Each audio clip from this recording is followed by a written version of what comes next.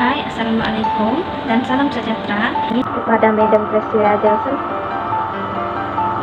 Hari ini saya akan membuat pembentangan. Sebelum itu saya memperkenalkan diri saya, Nur Fadlila binti Muhammad Taib. Oke, hari ini saya akan membentangkan tugasan individu edisi 330 berkaitan dengan amalan yang bersesuaian bagi kanak-kanak yang berumur 3 hingga 4 tahun dalam penjagaan, yaitu dalam topik 6. Oke, sekarang kita masuk kepada pengenalan EBP. Apa itu EBP? Oke, kita boleh lihat di sini. EBP adalah amalan bersesuaian perkembangan. Oke, pengenalan EBP juga termasuk kepada melalui Akta Pindaan Pendidikan 1996 melalui Poin 1995.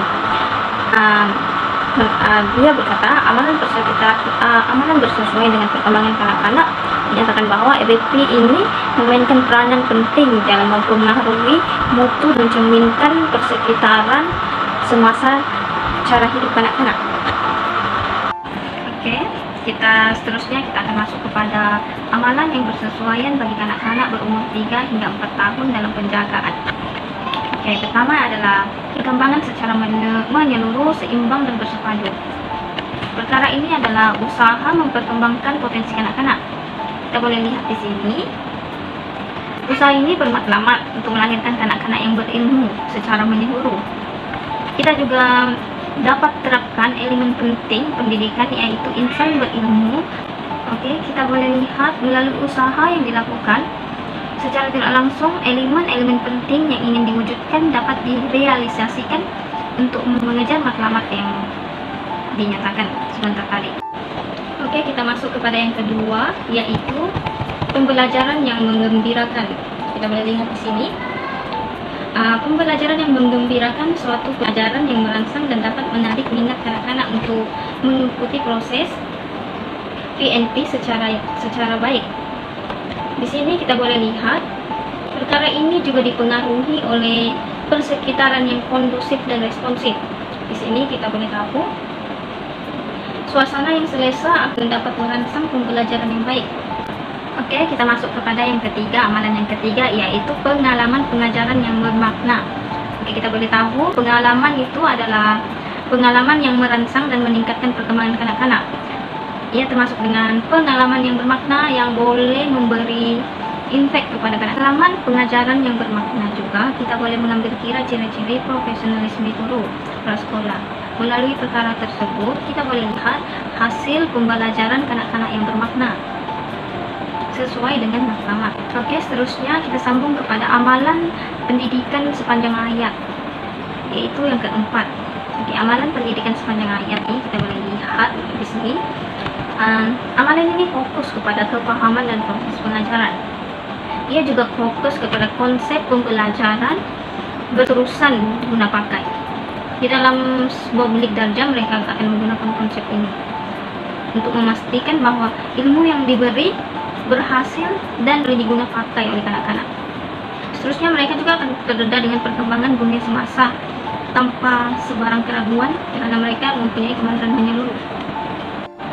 Oke, seterusnya kita masuk kepada kecakapan berbahasa dan berkomunikasi, itu amalan yang kelima. Oke, kita boleh lihat di sini. Kecakapan tersebut masuk kepada perkembangan bahasa adalah perkara asas yang menyokong kemahiran membaca dan menulis anak-anak. Kita boleh lihat di sini melalui komunikasi mereka melalui kecakapan berbahasa dan berkomunikasi juga kita boleh lihat mereka harus digalakkan dari bangku sekolah lagi, karena satu prinsip utama atau elemen penting dalam menyokong keberhasilan pengajaran dan pembelajaran kanak-kanak adalah kemahiran berbahasa dan berkomunikasi. Di situ kita boleh lihat melalui keberhasilan ini segala proses berkaitan dengan bilik darjah dapat dilaksanakan dengan seimbang dan efektif. Oke, seterusnya kita masuk kepada amalan berpikir. Oke, kita boleh lihat amalan berpikir ini melibatkan pelaksanaan di dalam bilik darjah, karena segala aktiviti di dalam bilik darjah adalah melibatkan aktiviti yang perlu berpikir. Di sini guru perlu ketengahkan semasa proses pengajaran pembelajaran. Hal ini karena Komunikasi dengan guru sangat penting untuk menjadikan proses pengajaran dan pembelajaran itu berhasil. Melalui perkara ini juga boleh dilakukan melalui soal jawab atau aktiviti perkumpulan. Oke, seterusnya kita masuk kepada amalan yang ketujuh, itu amalan berakhlak mulia. Kita boleh terapkan dari bangku sekolah, yaitu melalui disiplin diri. Disiplin diri termasuk kepada menghormati orang sekeliling seperti rakan, guru, pendidik, maupun masyarakat. Kita boleh lihat sekolah adalah rumah kedua kepada kanak-kanak dan sebagai medan untuk melahirkan kanak-kanak yang berakhlak mulia. Melaluinya, kita boleh aplikasikannya sejak awal usia lagi untuk menerapkannya kepada proses pembelajaran yang lebih mendalam lagi atau peringkat seterusnya. Oke, seterusnya kita masuk kepada amalan yang ke-8, yaitu amalan berkeyakinan, cepat dan cerdas. Oke, kita boleh lihat kanak-kanak yang cerdas adalah kanak-kanak yang sehat. Mereka akan berkeyakinan dan berpersonaliti positif. Tahap kecerdasan yang baik juga boleh membawa kepada hasil pembelajaran yang baik. Oke, kita boleh lihat hasil pembelajaran yang baik ialah proses PDP berjalan lancar dan menghasilkan sesuatu yang baik kepada anak-anak. Oke, seterusnya kita masuk kepada amalan yang ke-9, yaitu amalan yang terakhir, yaitu kreatif, imajinatif, dan ekspresif. Seperti yang kita tahu, kreatif seperti yang kita tahu, semua elemen ini adalah satu kebolehan kanak-kanak dalam semua perkara. Seperti kreatif, mereka akan lebih mahir dalam berseni. Khususnya imajinatif, mereka akan melakukan perkara yang unik di luar ekspektasi, tetapi perkara itu membawa ke arah positif. Seterusnya ekspresif. Ekspresif kita lihat kepada ekspresif. Ekspresif adalah kanak-kanak boleh kembali kepada kanak-kanak yang mahir dalam berbahasa. Kanak-kanak ekspresif, penguasaan bahasa mereka adalah baik. Mereka juga boleh mengaplikasikan bahasa dalam pembelajaran. Kanak-kanak yang ekspresif akan mengenali bahasa sesuai dengan peningkatan umur mereka. Oke, seterusnya kita masuk kepada kesimpulan. Secara kesimpulannya dalam tugasan ini, EBP itu dianggap sebagai fermentasi profesional guru untuk mencapai matlamat EBP.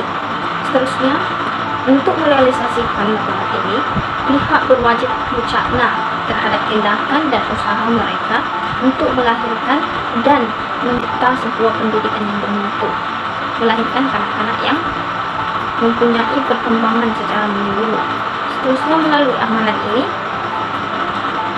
segala perkara berkaitan pendidikan perlu diaplikasikan kepada kanak-kanak supaya mereka lebih berkembang dan sesuai dengan matlamat pendidikan.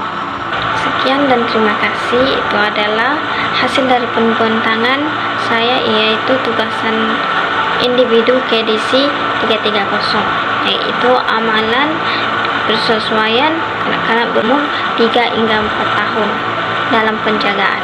Sekian, terima kasih.